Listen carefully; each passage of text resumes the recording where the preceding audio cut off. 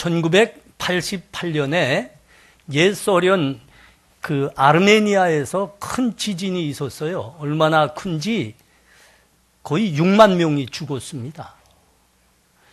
6만 명이 죽었는데 뭐 필사적인 구조가 있었죠. 그때 구조된 사람들 속에 특별한 이야기가 전해지고 있습니다. 건물이 무너졌습니다. 지진이 일어나니까. 그러니까 거기에 이제 깔려서 어둠 속에 묻혔죠. 거기 어머니와 4살 난 딸이 묻혔습니다. 시간이 얼마 가는지, 며칠이 지난지 모르죠. 그 좁은 공간에 끼어 잘 움직일 수도 없습니다. 후감에 아주 어둠 속에 갇혀 있고. 그런데 딸이 울기 시작했습니다. 엄마, 배고파. 엄마, 목말라. 아니, 거기서 어떻게 물이 있고, 뭐, 먹을 게 나올 수 있어요? 아무것도 없잖아요. 그 어둠 속에 좁은 공간에 지금 갇혀서 지금, 시간이 가고 있는데.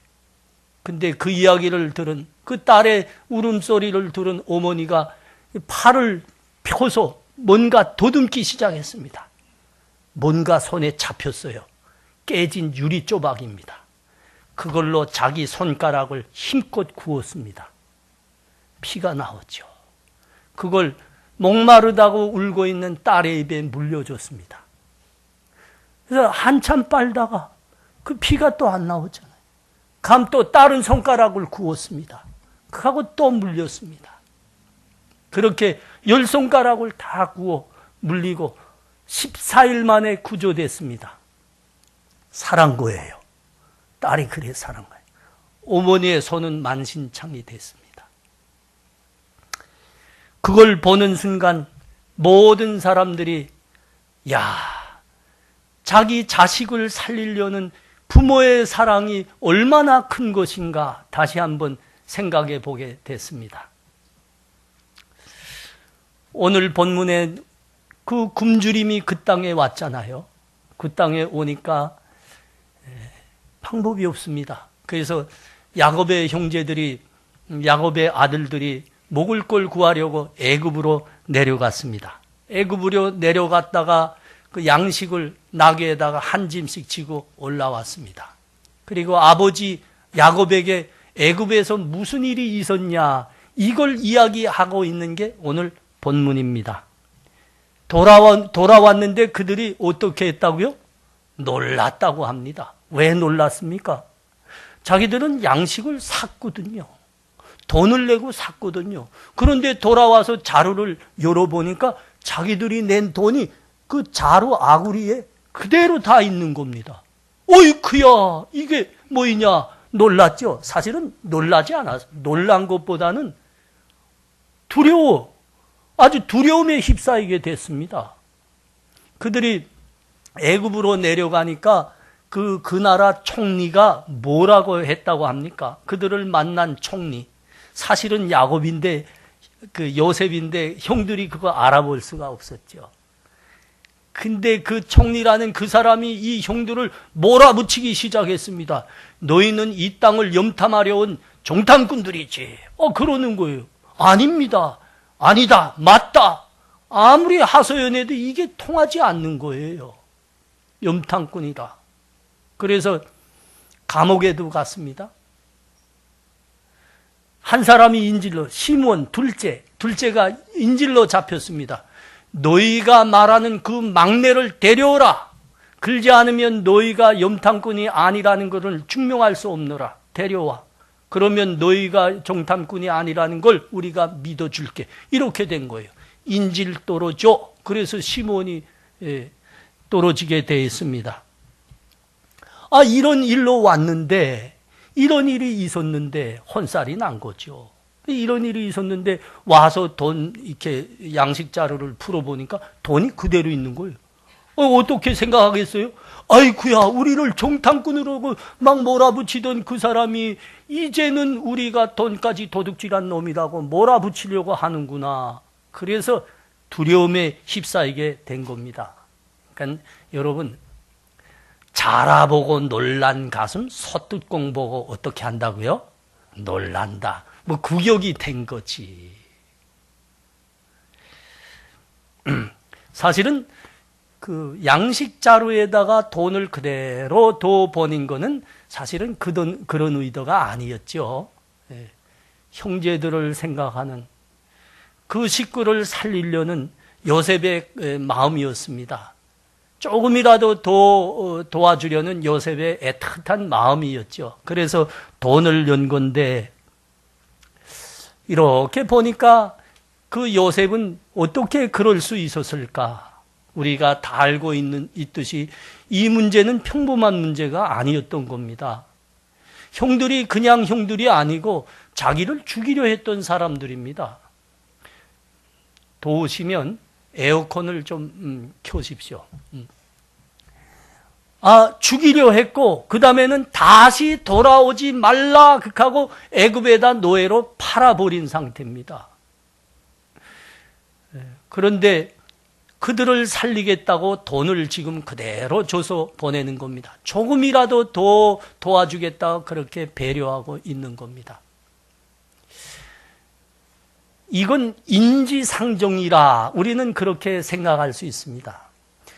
자기 혈육이 죽게 되면 사람이라면 당연히 그들을 도와서 살리려고 애쓰게 된다. 이게 인지상정이죠. 그런데 요셉의 스토리를 보면 이게 인지상정으로 우리가 이해할 문제가 아니더라 이겁니다. 그를 죽이려 했던 형들입니다. 원수지간이 된 거죠. 그런데 그 형들을 지금은 살리려고 하는 겁니다. 도와주려고 하는 겁니다. 요셉이 그 노예의 삶을 살면서도 그가 하나님의 믿음을 지켰고 감옥에 가서 억울한 삶을 살면서도 하나님의 믿음을 지킨 거 보면 이게 인지상정이기 때문에 된 게 아니고 그가 이미 하나님의 사람으로 변화여져 있은 겁니다. 그러니까 그에게는 사랑할 수 있는 마음이 생긴 겁니다. 사랑할 수 있는 마음. 원수도 사랑하고 용서할 수 있는 마음이 생긴 거예요. 여러분 이게 믿음으로 가능했던 거예요. 우리가 보고 있지 않습니까? 우리가 똑같은 풍선인데 누구는 거기다가 삐라를 매달아서 보내고 있고 우리는 거기다가 우리 형제들 살릴 양식을 달아서 보내더라 이겁니다. 여러분 똑같은 우리 탈북자예요. 똑같은 탈북자인데 생각이 다른 겁니다. 보는 게 달라진 겁니다. 여러분 그 김정일이 이제 뭐 죽어서 미워해도 방법이 없네. 김정은이 얼마나 믿겠습니까? 아니 우리도 믿죠. 믿겠습니까? 죽이고 싶죠. 그러나 믿음은 우리가 요셉에게서 보고 있듯이 여러분 믿음은 용서하게 합니다. 용서하게 합니다. 그 믿음은 뛰어넘게 하는 겁니다. 뛰어넘어서 다른 것을 보게 합니다. 여러분 자세히 봐요. 북한에 김정은이만 살고 있습니까? 그렇지 않습니다. 북한에는 김정은이 더 있을 뿐만 아니라 그 뒤에서 죽어가고 있는 2,400만이 있습니다. 그게 우리 혈육이잖아요. 우리에게는 그 미움을 뛰어넘어서 믿음으로 우린 일어나다 나니까 그 미움을 뛰어넘어 죽어가고 있는 우리 형제들이 보이는 겁니다. 그래서 우리는 그 풍선에다 양식 달 수 있는 거예요. 우리 보는 눈이 달라졌어요. 귀하지요? 귀한 겁니다. 여러분 그래서 믿음으로 일어나셔야 됩니다. 믿음으로 일어나는 사람이 이 민족을 구할 수 있습니다. 미움과 중호를 뛰어넘어서 통일로 갈 수 있는 일꾼들은 믿음을 붙든 사람만이 할 수 있는 거예요.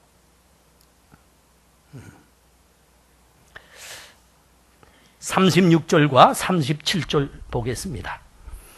그들의 아버지 야곱이 그들에게 이르되 너희가 나에게 내 자식을 잃게 하도다. 요셉도 없어졌고 시몬도 없어졌거늘 베냐민을 또 빼앗아 가고자 하니 이는 다 나를 해롭게 함이로다. 루벤이 그의 아버지에게 말하여 이르되 내가 그를 아버지에게로 데리고 오지 아니하거든 내 두 아들을 죽이소서. 그를 내 손에 맡기소서. 내가 그를 아버지께로 데리고 돌아오리이다. 아버지 우리 이제 다시 양식을 구하려 가려면, 그리고 시몬이 잡혀 있는데 그도 데려오려면 베냐민 할 수 없이 데려가야 됩니다. 우리 방법이 없어요. 이렇게 돌아와서 일종의 귀한 보고를 하죠. 그 아들들 앞에서 야곱이 너희가 나를 해롭게 하는도다, 이렇게 말하며 그 아들들에게 지금 대답하고 있는 장면입니다. 이게 해롭게 하도다, 해롭게 하도다. 이 말은 자기의 절망을 지금 표현하고 있는 거예요. 자기의 참담함을 표현하고 있는 거예요. 내 아들 또 뺏기면 어떻게 하냐, 이 참담함을 지금 이야기하는 겁니다.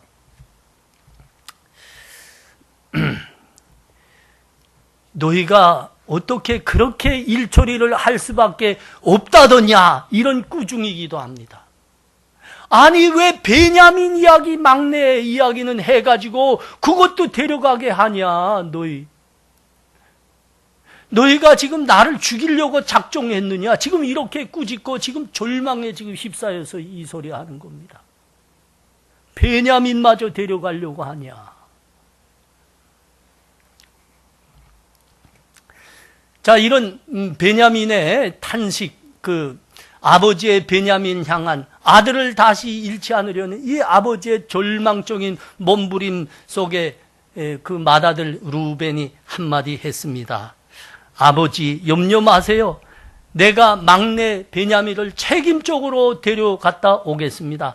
만일 내가 데려오지 못하면 아버지, 내 두 아들, 그 아버지 손자 죽이세요, 그러는 겁니다.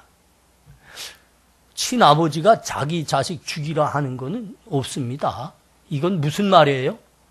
내가 목숨 걸고 이 막내를 책임지고 데려올 테니까 아버지 걱정 말고 맡기세요. 그래야 우리 살잖아요. 양식도 사오고 시몬도 데려오고, 이 말이었던 거지요. 그러니까 자기 목숨으로 담보하고 있는 겁니다. 담보하고. 여러분, 그럼에도 아버지는 단호합니다. 확고합니다. 38절 우리 다 같이 봅시다. 야곱이 이르되 내 아들은 너희와 함께 내려가지 못하리니 그의 형은 죽고 그만 남았음이라. 만일 너희가 가는 길에서 재난이 그에게 미치면 너희가 내 흰머리를 술포하며 수월로 내려가게 함이 되리라. 아버지 야곱은 안 된다 합니다. 안 된다 합니다. 아버지, 그러지 마세요. 그러면 우리 다 굶어 죽습니다. 시몬도 잡히지 않았네. 그도 죽습니다. 베냐민 한번 데려갔다 오게 하세요. 아버지는 확고합니다. 안 된다. 내 아들은 안 된다. 너희가 만일 그런다면 난 수월로 내려간다. 그러지 않아요. 수월이라는 것은 그 유대인들의 의식에서 죽은 사람이 내려가는 지하세계를 말합니다. 지하세계. 그러니까 이 말은 너희가 나 죽는 거 보자고 그러냐? 내 아들 베냐민은 안 된다. 차라리 나를 죽여라, 이 소리입니다.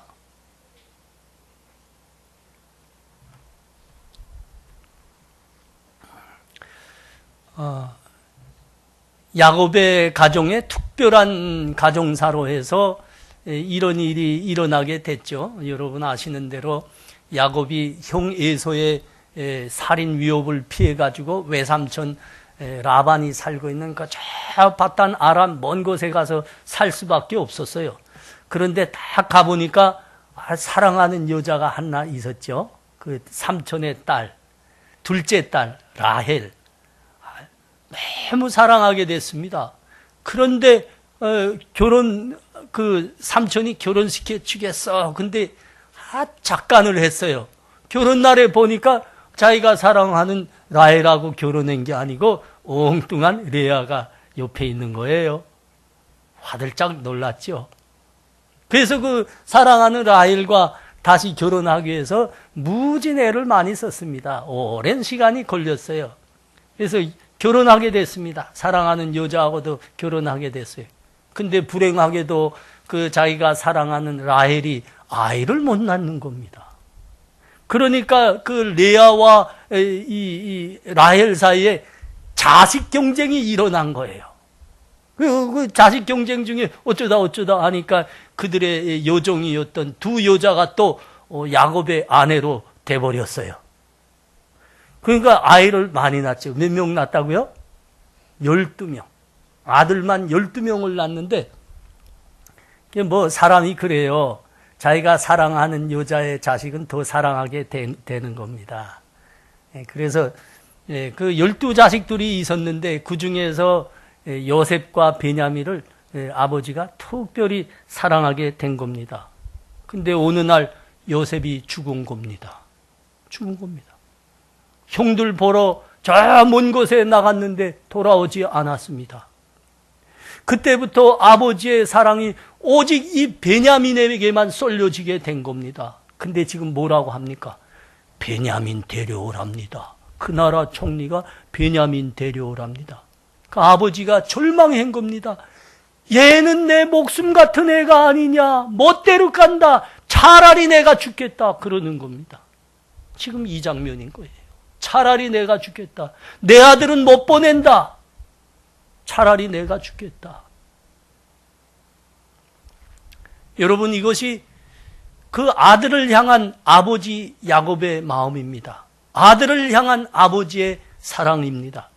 여러분, 우리가 요거를 조금 더 보야 이 마음이 얼만큼 애절한 건가 우리가 이해할 수 있어요. 여러분, 그 앞에 가서 창세기 37장에 가보십시오.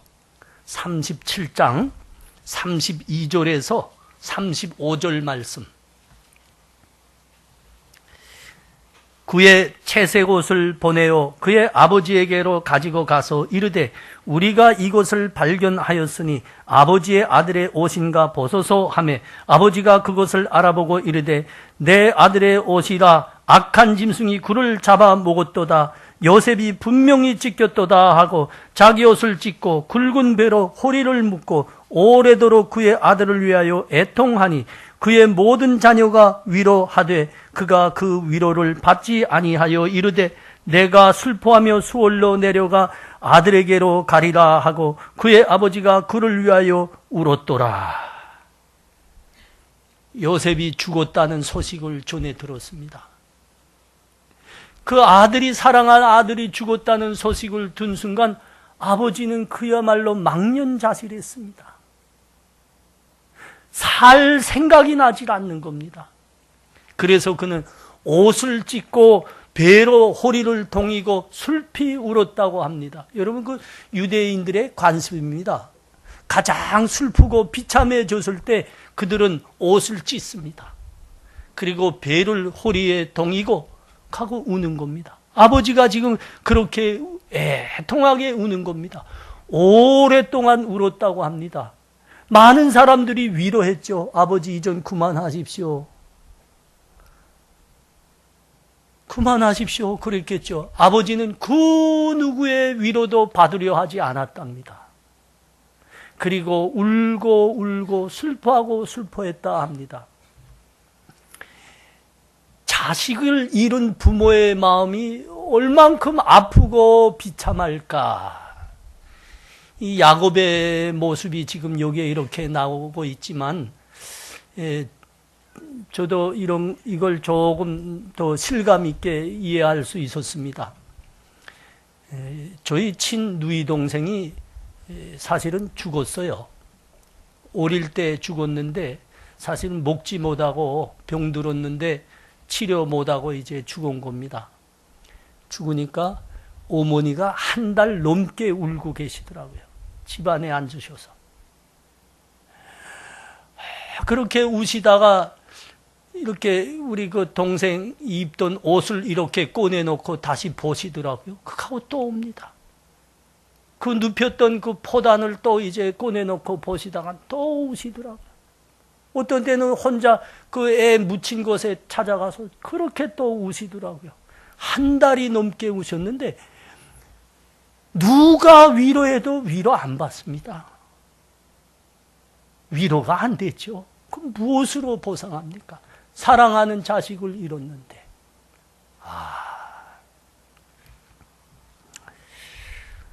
여러분, 부모에게 자식의 죽음이라는 것은 그 무엇으로도 위로가 안 되고 보상이 안 되는 아픔입니다. 최고의 슬픔입니다.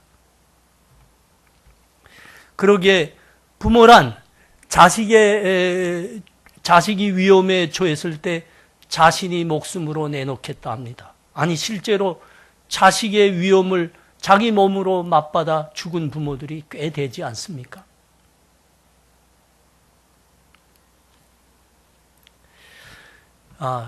자식을 잃지 않으려는, 또 자식의 죽음 앞에서 이렇게 슬퍼하고 애통해야 하는 이 아버지 야곱의 모습을 보면서 우리는 이런 아버지들과 대조되는 다른 아버지들을 또 볼 수도 있습니다. 그게 누구죠? 우리 믿음의 조상 아브라함을 볼 수 있습니다. 아브라함은 달라요. 아브라함은 하나님께서 저 갈대아 우르란 데에 살고 있을 때 하나님께서 부르셨습니다. 내가 가라 하는 땅으로 가라. 그 땅이 어떤 땅인지, 살만한 곳인지 못 살만한 곳인지 이건 모르잖아요. 근데 그는 하나님 말씀에 순종해서 나갔다고 합니다. 갈 바를 알지 못하고 갔다고 합니다. 그렇게 그 땅이 무슨 땅인지, 가서 굶어 죽겠는지 살겠는지 알 수도 없는 땅에 가라고 하시는데 그 말씀에 순종하다 보니까 아브라함이 그 길에서 복을 받았습니다. 그의 우양이 많아지고, 그러니까 재산이 엄청 많아졌죠. 많은 이제 일꾼들도 부리게 되고, 이렇게 괜찮게 살고 있었어요. 그런데 어느 날 하나님이 전혀 뜻하지 않았던 말씀 한마디 하십니다. 아브라함아, 제가 여기 있나이다. 너 사랑하는 독자 있지? 있어이다. 그 이삭 나한테 번제로 바쳐라. 그는 겁니다. 근데 여러분, 아브라함이 그 말씀 듣고 어떻게 했다 합니까? 토를 달지 않고 순종했다고 합니다. 그하고 그날 아침에 일찍 일어나서 그 아들을 손목을 잡고 그 가라고 한 모리아 산으로 가는 겁니다. 가서 나무를 다 펴놓고 그 아들을 결박하고 그 아들을 향해서 칼을 들었습니다. 참 이해가 안 되고 대단해요.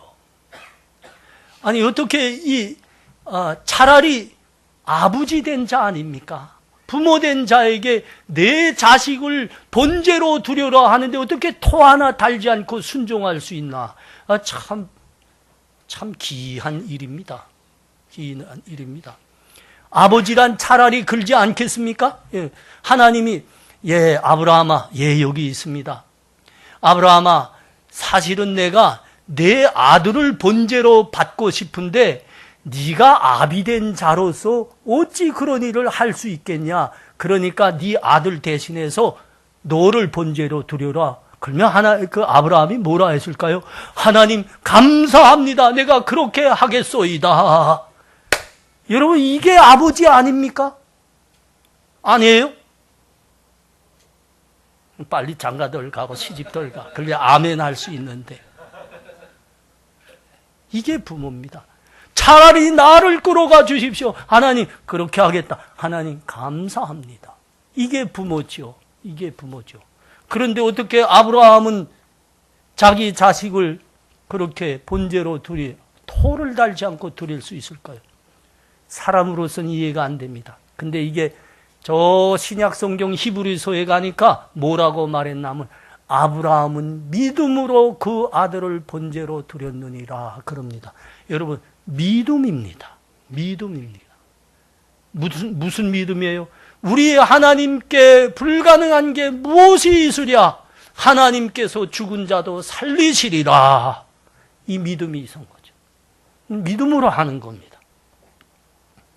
그래서 우리의 믿음의 조상이라 아브라함은 일컬어지는 겁니다. 여러분, 우리 교회의 역사가 수천 년이 되는데 이런 사실은 다시 없어요. 다시 없습니다. 자기 아들을 번제로 드리고 대신 죽게 이거 없어요. 없어요.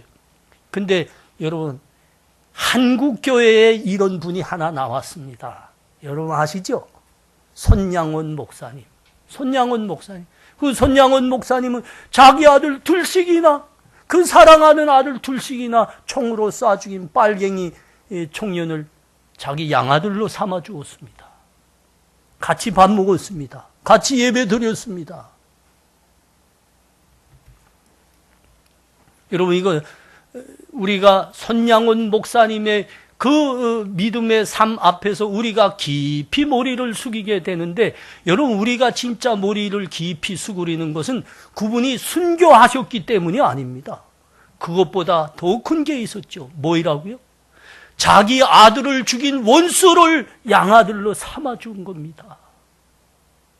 여러분, 그것은 우리 하나님께서 우리 믿음의 조상 아브라함에게 허락하셨던 그 믿음을 우리 한국교회에 허락하셨다는 거예요. 여러분, 우리 한국교회가 왜 그렇게 짧은 시간에 그렇게 부흥하고 큰 복을 받았습니까? 그 믿음을 우리한테 허락하신 거예요. 믿음을.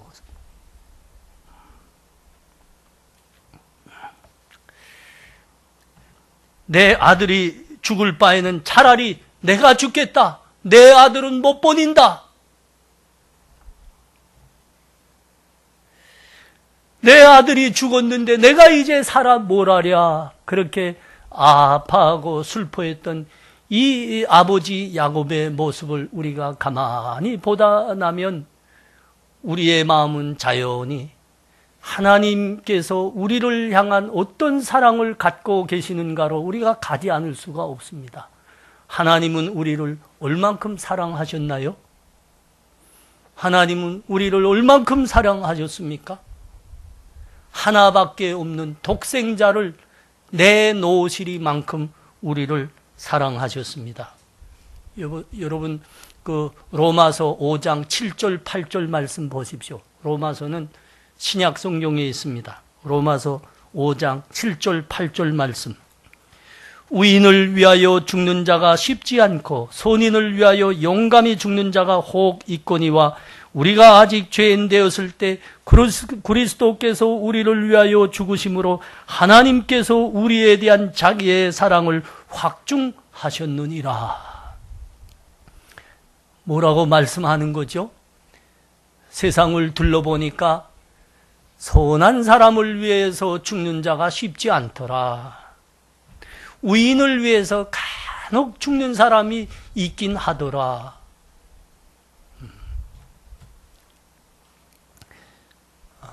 죄인을 위해서 죽는 법은 없다는 겁니다. 죄인을 위해서 죽는 사람은 없다는 겁니다. 자식을 위해서 부모가 죽을 수 있으나 부모가 다른 사람을 살리겠다고 자기 자식을 죽이는 부모는 없다, 이렇게 말씀하는 거예요.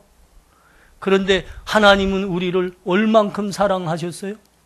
우리를 살리시겠다고 그 하나밖에 없는 독생자를 죽이셨습니다. 죽음에 내놓으셨습니다. 대신 내놓으신 거죠. 우리가 죄인일 때 그러셨다 그러지 않습니까? 우리가 의인일 때가 아닙니다. 우리 죄로 해서 우리가 죽어야 할 때, 바로 그때 하나님께서 우리를 살리시겠다고 독생자 예수 그리스도를 대신 죽게 하셨다는 겁니다. 그래서 여러분, 요한 1서 4장 9절과 10절은 이렇게 말씀합니다.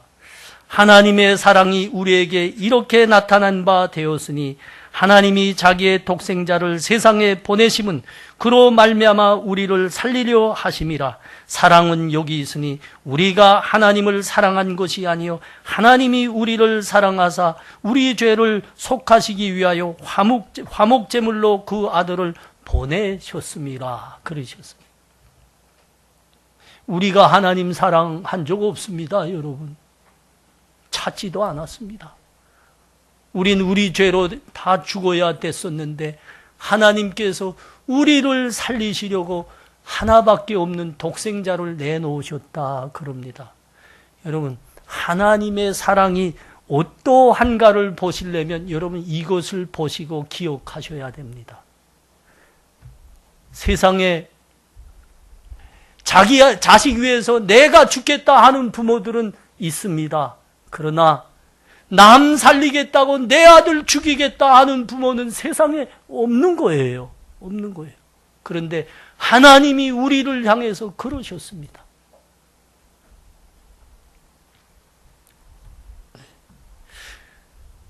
하나님이 우리를 살리시겠다고 독생자 예수 그리스도를 죽이셨는데, 그러면 하나님은 그 외아드님보다 우리를 더 사랑하셨단 말인가? 여러분 어때요? 이건 신학적인 난제입니다. 여러분, 이건 신학적인 난제. 하나님이 우리를 그 외아들 예수님보다 우리를 더 사랑하셨단 말인가? 근데 여러분, 하나님께서 하신 그 일을 보시면 예수입니다. 예수입니다. 예수입니다. 우리를 살리시겠다고 그 아들을 죽이셨잖아요. 우리 얼마나 사랑하신 겁니까? 하나님이 세상을 이처럼 사랑하사 독생자를 주셨으니 이는 저를 믿는 자마다 멸망치 않고 영생을 얻게 하려 하심이니라 했습니다. 여러분, 이 말씀을 대할 때마다 경홀히 대하시면 안 되겠습니다. 여러분, 내게는 풀리지 않은 신학적 질문이 하나 있습니다. 왜 하나님은 우리가 영원한 생명을 얻는 조건과 근거를 딱 예수 그리스도 그분만을 믿는 한 가지로 해놓으셨을까 하는 겁니다. 아니, 여러분, 사실은 우리 밖에 나가면요, 그 많은 사람들한테 조금 비난받아요. 왕따 돼요. 아니, 당신들은 왜 그렇게 독선 쪽입니까? 아니, 우리 종교도 괜찮잖아요. 보세요. 우리 다 성자처럼 살고, 도덕적으로 선하게 살고, 남을 위해서 선하게 살고, 아니, 거기 구원이 있잖아요. 죄 안 짓고, 그러면 거기 구원이 있잖아요. 근데 왜 당신들은 딱 기독교에만, 그리고 예수 그리스도에게만 구원이 있다고 해요? 우리한테는 없는 거예요? 우리가 봄에 당신들보다 더 선하게 사는 것 같은데. 아, 그래? 여러분, 어때요? 대답할 만해요, 여기? 대답하셔야 되는데, 사실은. 저도 그 질문을 대할 때마다 늘 반복해서 한 번씩 더 질문해 봅니다. 왜 하나님은 진짜 딱 저들이 말하는 대로 하나님은 그렇게 광대하시고 말씀으로 우주 만물을 창조하신 분인데 그분에게는 눈치 못할 일이 없으시겠는데 왜 하나님은 우리의 구원의 근거와 조건으로 딱 하나 예수 그리스도만을 믿으라고 하시는가? 전능하신 하나님이 다른 방법도 내어줄 수 있지 않았을까? 계속 그 질문을 해봅니다. 근데 여러분, 눈을 싹 씻고 성경을 처음부터 창세기부터 요한계시록까지 쫙 한번 보세요. 아무리 봐도 살아계신 하나님의 계시의 말씀이 이 성경에는 오직 한 가지를 계속 말씀하고 있습니다. 아니다.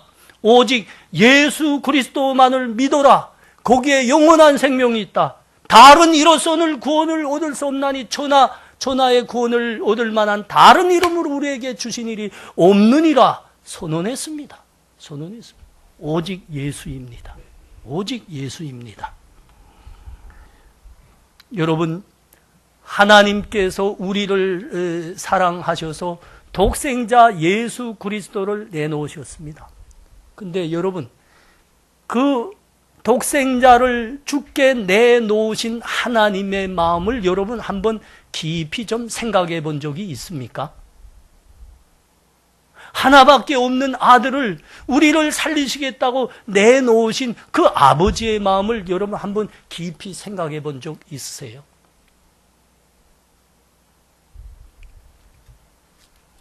우리 주님께서 그 십자가의 죽음을 앞두시고 하나님께 간절히 기도했습니다. 우리는 다 기억하고 있습니다. 뭐라고 기도하셨죠? 내 마음이 지금 고민하여 죽게 되었느니라. 내 아버지여, 만일 할만하시거든 이 잔을 내게서 지나가게 하시옵소서. 그러셨습니다. 간절히 기도했다고 했습니다. 이 떨어지는 땅이 핏방울이 됐다 하십니다. 간절히 기도했습니다. 근데 외아들 그분의 기도에는 아버지 하나님이 침묵하셨습니다. 여러분, 또 우리 기억하죠? 우리 주님께서 십자가에 못 박히셔서 마지막 운명하시면서 외치셨던 그 외침, 엘리 엘리 라마 사박다니, 나의 하나님 어찌하여 나를 버리시나이까. 마지막으로 숨을 거두시면서 우리 주님이 애절하게 외쳤습니다. 그런데 하나님은 그 외침에 얼굴마저 돌리셨습니다. 아버지 하나님이신데 얼굴마저 돌리셨습니다. 하나님은 왜 그렇게 그 외아들의 외침에 침묵하셨을까? 그 애절한 울부짖음에 왜 얼굴마저 돌리셨을까? 여러분, 성경이 뭐라고 하셨어요? 우리 주님께서 십자가에서 피 흘리시면서 고통당하실 때 이 온 땅에 어둠이 깃들었다 했습니다. 해가 그 빛을 잃은 겁니다. 우리 주님께서 십자가에서 마지막 호흡을 몰아쉬시면서 운명하실 때 저 성소의 휘장이 위로부터 갈라졌습니다.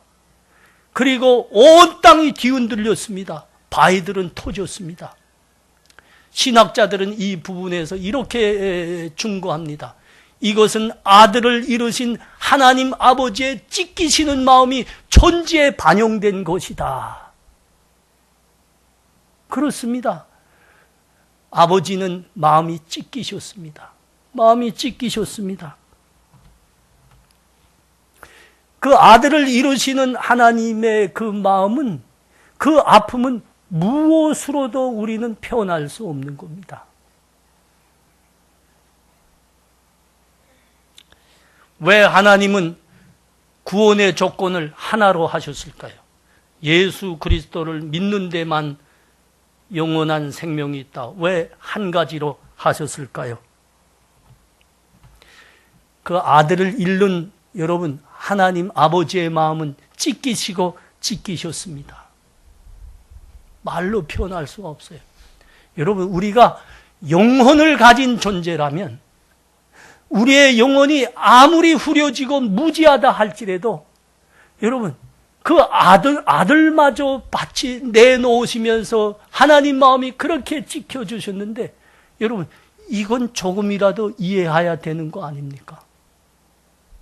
하나님, 우리 예수님께서 우리를 살리시겠다고 십자가에서 모든 피와 아픔을 다 당하셨는데 여러분, 이것만은 믿어야 되지 않겠습니까? 아버지가 그 아픈 마음을 안고 바친 건데. 근데 하나님이 어디 있어?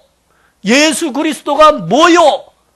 한다면 여러분, 이게 영혼을 가진 존재라고 우리가 참 생각하기가 난감하게 됩니다. 여러분, 사람에게만 하나님께서 우주 만물을 창조하실 때 사람에게만 하나님의 형상을 부여하셨습니다. 그래서 우리가 영혼의 존재가 된 겁니다. 영혼이란 짐승이, 동물이 가질 수가 없습니다.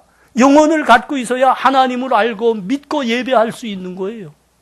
하나님이 이게 사람한테만 주셨습니다. 그런데도 우리 하나님 아버지의 그 찢기신 마음을 우리가 이해할 수 없다면, 예수 그리스도가 누구인가고 주목을 휘두른다면 여러분,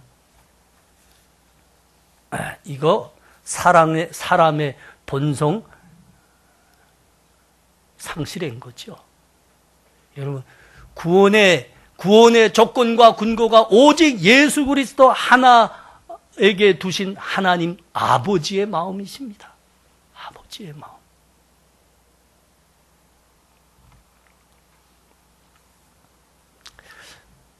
그래서 제가 이 말씀을 놓고 가만 생각해 보니까 교회법이 맞더라고. 여러분, 교회법의 말이에요. 아무리 신학적 자질을 갖고 있어도 장가 가지 않으면 목사 안수를 줄 수가 없어요. 목사가 될 수 있는 중요한 조건의 하나로 장가 가서 아내를 두고 자식을 낳아야 된다는 조건이 있어요. 그래서 우리 기도 많이 하셔야 돼요. 우리 강사님 빨리 장가도 가시고. 왜 그러셨을까? 왜 그러셨을까? 여러분, 자식을 가져보지 않고는, 그 사랑을 가져보지 않고는 하나님 아버지가 우리를 사랑하셔 자식을 내놓으시고 우리 주님께서 우리 살리시겠다고 십자가에서 피 흘리신 그 복음을 제대로 전할 수 없는 거예요. 없는 겁니다.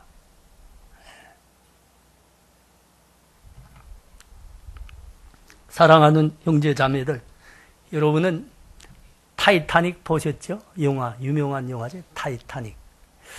주인공이 물에 빠져 종래 죽죠. 사실 왜 죽죠? 왜 물에 빠져 죽을 수밖에 없죠? 사실은 구명보트에 타지 못해서 죽었습니다. 자리가 없거든. 구명보트를 내리고 보니까 사람은 많고 자리는 없으니까 먼저 아이들과 부녀자들을 실었습니다. 그러다 보니까 탈 자리가 없게 됐습니다. 그래서 그렇게 죽을 수밖에 없었습니다. 하나님 아버지께서 어떻게 하셨다는 겁니까? 하나님 아버지께서 어떻게 하셨다는 겁니까? 우리가 다 물에 빠져 죽게 됐는데 하나님께서는 그 외아들과 구명보트를 우리에게 보내주셨습니다. 그리고 그 아들로 하여금 우리 물에 빠진 사람을 한 사람 한 사람 다 건져서 구명보트에 올려놓게 태워주셨던 겁니다. 근데 그 구명보트에는 마지막 한 사람이 탈 수가 없는 거예요. 부력의 한계가 있기 때문입니다. 그 한 사람이 타면 이 구명보트는 가라앉아서 그 모든 사람이 다 죽는 거예요. 근데 하나님께서는 그 마지막 최후의 한 사람을 다른 사람이 아니라 당신의 외아들로 해놓으셨습니다. 그 아들로 하여금 다 물에서 건져서 보트에 태워놓게 하시고 그 아들만 그 바다에서 죽게 하신 겁니다. 한 사람만 바꿀 수 있지 않습니까? 아버지인데 아버지가 그 수많은 사람을 구하고 한 사람만 야, 내 아들은 안 된다 하고 한 사람 바꿔놓을 수도 있잖아요. 그러나 하나님은 우리 최후의 한 사람까지도 그렇게 사랑하셨습니다. 그래서 당신의 외아들은 종래 거기서 빠져 죽고 모든 사람은 살리신 거예요.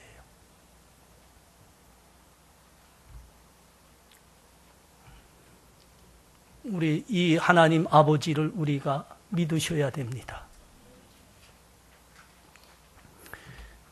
그 아버지의 뜻받들어 십자가에서 피 흘려 죽으시고 우리를 대신 살리신 그 예수 그리스도를 우리가 믿어야 됩니다. 시편 27편 10절 이렇게 말씀하잖아요. 내 부모는 나를 버렸으나 하나님은 나를 영접하리이다. 여러분, 우리 부모들이 우리를 버릴 수 있어요. 그러나 하나님 아버지는 우리를 버리시지 않습니다. 하나님 아버지는 우리를 모두 품으십니다. 목사님, 그건 좀 너무하시네요. 그거 뽕이지요. 어떻게 부모가 제 자식 버려요? 여러분, 버릴 수 있습니다. 여기서 멀지 않은 관악구 봉천동에 가면 베이비 박스라는 게 있어요. 친부모가 자기 자식 버릴 때 거기다 버리라고 만들어 놓은 거예요. 버리니까 박스 하나 만들어 놔줬어요. 근데 그 교회 그 베이비 박스에 고기만 작년에 223명의 애가 버려졌습니다. 여러분, 자기 친부모도 자기 자신을 버릴 수 있는 게 현실입니다. 그러나 하나님은 우리를 용접하십니다. 하나님은 우리 한 사람까지도 사랑하셔서 자기 독생자를 내놓으신 분입니다. 그분이 지금 내가 너희를 사랑한다. 다 내게로 오라. 내가 너희들에게 영원한 생명을 주리라. 하나님이 지금 우리를 그렇게 부르시고 계시는 거예요. 우리 사랑하는 형제자매들, 하나님께 돌아오시기를 바랍니다. 그리고 우리를 그렇게 사랑하시는 우리 하나님을 생명의 구주로 믿고 사시길 바랍니다. 우리 이 시간 함께 기도하겠습니다. 이 시간 기도할 때 우리 한 가지 합시다. 하나님, 우리 아버지께서, 하나님 아버지께서 우리를 독생자를 내놓으시리만큼 우리 사랑하셨습니다. 우리 모두는 다 살리시고 오직 그 외아들 예수 그리스도만 죽음에 내놓으신 우리를 그렇게 사랑하시는 분입니다. 하나님, 우리가 그 사랑 떠나 있었던 거 용서해 주시옵소서. 하나님 믿음, 하나님 품으로 다시 돌아오게 하시옵소서. 우리 예수 그리스도 믿고 우리 영원한 생명 우리 가지고 하나님 아버지로 모시고 살게 하시옵소서. 우리 이 시간 간절히 함께 기도하겠습니다. 기도합니다. 하나님 감사합니다. 오늘 말씀을 통해서 아버지께서 우리를 얼마나 사랑하시는지 말씀하시니 감사합니다. 아버지, 우리 얼마나 사랑하신 겁니까? 자기 독생자 예수 그리스도 그분만 그렇게 죽게 하시고 우리 모두를 구명보트에 태워주셨고 우리 모두를 살려주셨습니다. 하나님 감사합니다. 하나님, 그 하나님 우리 믿지 않고 우리 죄악 속에 살고 있었던 거 회개합니다. 하나님 앞으로 돌아오게 하시옵소서. 성령 하나님 우리를 붙드셔 예수 그리스도 앞으로 돌아오게 하시옵소서. 하나님만을 우리 하나님 아버지로 믿고 우리 주님만을 생명의 구주로 믿고 살게 하여 주시옵소서. 아버지, 성령께서 인도하실 줄 믿습니다. 감사합니다. 예수님 이름으로 기도합나이다.